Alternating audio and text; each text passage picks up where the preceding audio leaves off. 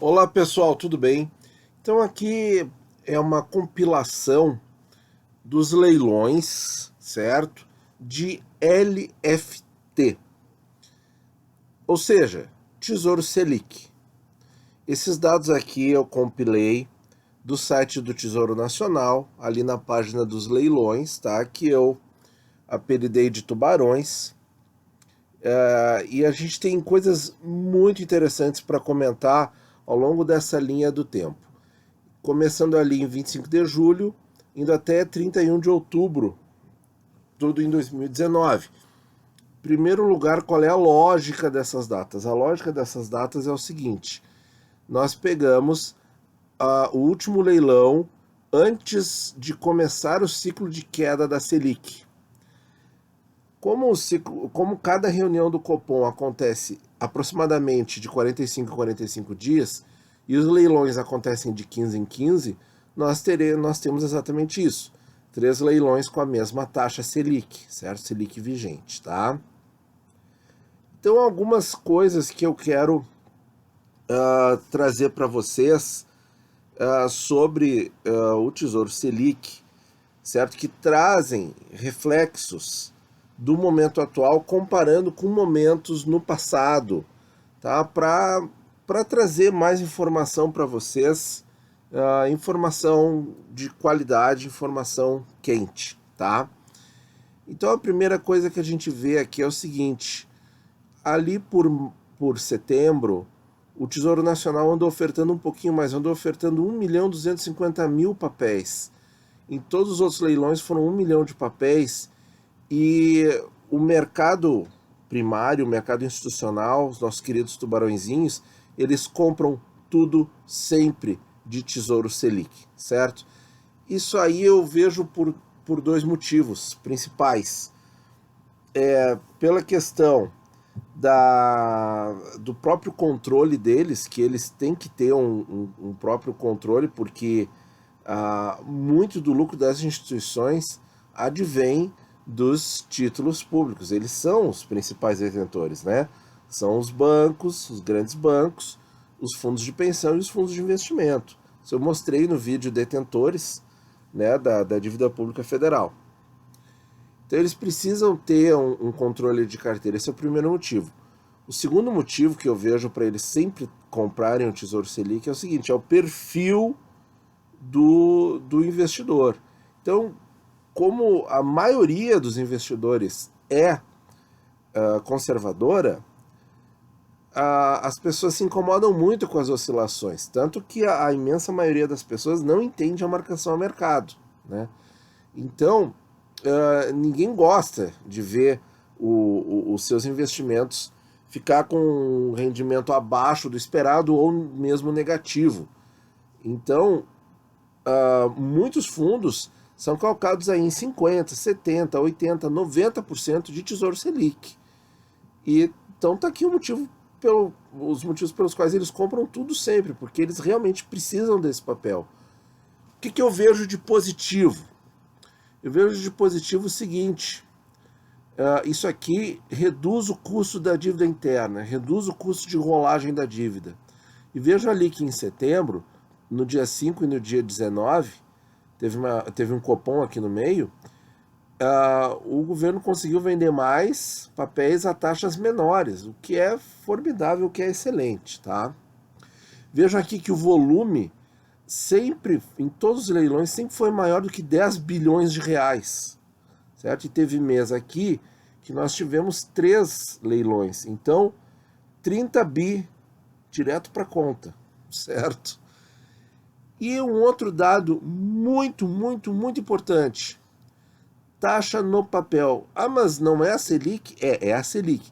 É a Selic com um certo deságio, tá? Por quê? Porque aqui o governo, em função da procura pelo papel, ele paga uma taxinha ainda, certo? Sobre a taxa no papel, esse aqui, tá? Essa taxa é o seguinte, pessoal, é aquele bonuzinho, tá, que o Tesouro paga que aparece na coluna do rendimento. É esse mesmo jurozinho que está aqui que nos faz ter que pagar esse ágio quando a gente devolve o Tesouro Selic para o Tesouro Nacional. E aí reduz um pouco aquela rentabilidade, tem aquela história do spread que eles reduziram, aquela coisa toda, né? Então vejam o que está acontecendo esse ano, ó. Ele está se mantendo ali, ó, no 0,02. E até aqui entre comecinho de outubro para o final de outubro até aumentou um pouquinho, quando parece que estava caindo. E o que isso significa, pessoal? Isso significa que a demanda pelo Tesouro Selic, pela LFT, está se mantendo nos mesmos patamares, está se mantendo equilibrada. Então aquele pessoal que pensa assim, ó, ah, meu Deus, vai voltar a inflação, o Banco Central vai ter que subir a Selic e aí vai desvalorizar todos os títulos públicos. Bom, para essas pessoas que eu digo o seguinte, calma, muita calma, não é bem assim. Em primeiro lugar, nós não concluímos o ciclo de quedas, tá? E o mercado já estressou só porque o Banco Central disse, olha, para 2020 nós vamos ter que analisar de novo. Eu não posso te prometer nada. Só que, assim, nunca tinha prometido antes. Aí, nessa ata de novembro, eles disseram assim, olha, nós podemos reduzir em dezembro mais meio ponto. Aí, isso aí não bastou, sabe? Aí juntou com outros fatores tensionadores e tal. O mercado reagiu mal. Bom, enfim. Mas o que eu quero dizer?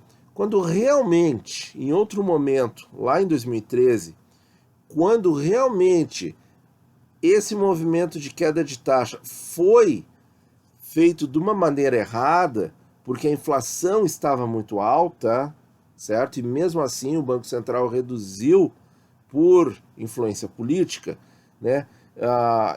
Reduziu a Selic naquela época. O que aconteceu com o Tesouro Selic? O mercado percebeu que aquilo não estava certo e começou a demandar desesperadamente o Tesouro Selic. Demandava tanto que o Tesouro não precisava mais pagar essa taxinha aqui para estimular a venda, certo? Ele começou a pagar taxa negativa aqui. Querem ver? Tem aqui no próprio documento LFT 2013.xls, que a gente baixa lá no histórico de preços e taxas do Tesouro Nacional, a gente vê que isso aconteceu em 2013, quando as taxas estavam negativas, ou seja, você estava comprando o papel negativo, certo? De tanta procura que tinha que o Tesouro não precisava mais te dar aquele juro, aquele estímulo, certo? Aqui sim, de fato, estava com juro negativo no papel, mas é que como o VNA dele é corrigido pela Selic, a gente não pode falar em juro negativo. Mas no papel era, certo? Mas não no VNA. E aí o que foi acontecendo ao longo dos meses seguintes? Aqui nós temos janeiro de 2013. Olha aí, ó. Para fevereiro já ficou mais negativo ainda. Depois, 12 de março, mais negativo um pouco ainda. Isso aqui era LFT para 2017, negociado em 2013. 15 de abril, menos 0,04%. E aí aumentou mais ainda, ó. 17 de maio, menos 0,05%. O que eu quero mostrar para vocês com isso, gente? Ao longo de 2013, essas foram as taxas, ou seja, o Tesouro Nacional podia se dar ao luxo de pagar um juro negativo em cima do VNA, por quê? Porque a procura era tanta, mas tanta por esse papel, que o Tesouro podia se dar esse luxo. Então, quer dizer, porque o mercado já estava vendo que a Selic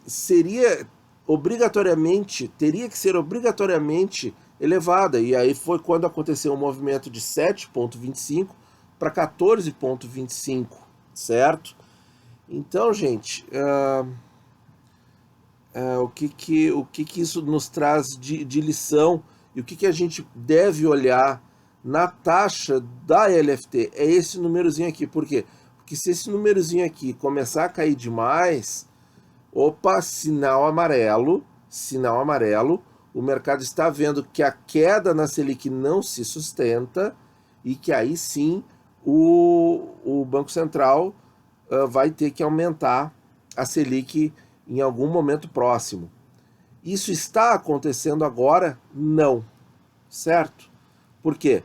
Porque aqui em outubro, quando parecia que estava tendo uma trajetória de redução, o Tesouro Nacional teve que aumentar ali sensivelmente, né?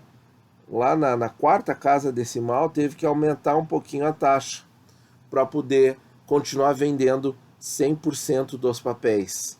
Tá, pessoal? Eu acredito que essa informação é preciosa para a gente não se deixar influenciar por esse pessoal aí, essas turmas aí na internet que ficam dizendo que vai subir, que vai subir, que vai subir, que é ao contrário do Focus, que prevê ali uma estabilidade ao longo do ano de 2020 inteiro, prevê uma estabilidade na Selic, e o pessoal fica buzinando isso na cabeça de todo mundo, né? Acho que de vários de vocês que acompanham vários canais na rede falando de finanças, esse pessoal fica buzinando essa ideia de que os títulos públicos são o investimento mais arriscado do Brasil. Pelo amor de Deus, isso aí é uma piada de mau gosto, porque os títulos públicos, todos eles têm data, você tem a garantia, você tem vários prazos, e outra coisa, o Brasil não é um país que dê calote, então aonde que está o risco? O risco está na Argentina, certo? O risco está em ações mal escolhidas, certo? Mal analisadas, aí em fundos imobiliários mal escolhidos, mal analisados, mal estudados, mal recomendados, né? Como esse pessoal aí faz, né? Então, gente, isso de dizer que as NTNBs são o ativo de maior risco no mercado brasileiro chega a ser uma heresia, tá? Então eu estou dando para vocês mais um elemento para vocês ficarem tranquilos. Enquanto essa taxa do papel continuar assim estável, a gente está tranquilo que o mercado não está vendo a menor necessidade de aumento da Selic em breve. Tá bom, pessoal? Muito obrigado por ouvir e bons investimentos a todos.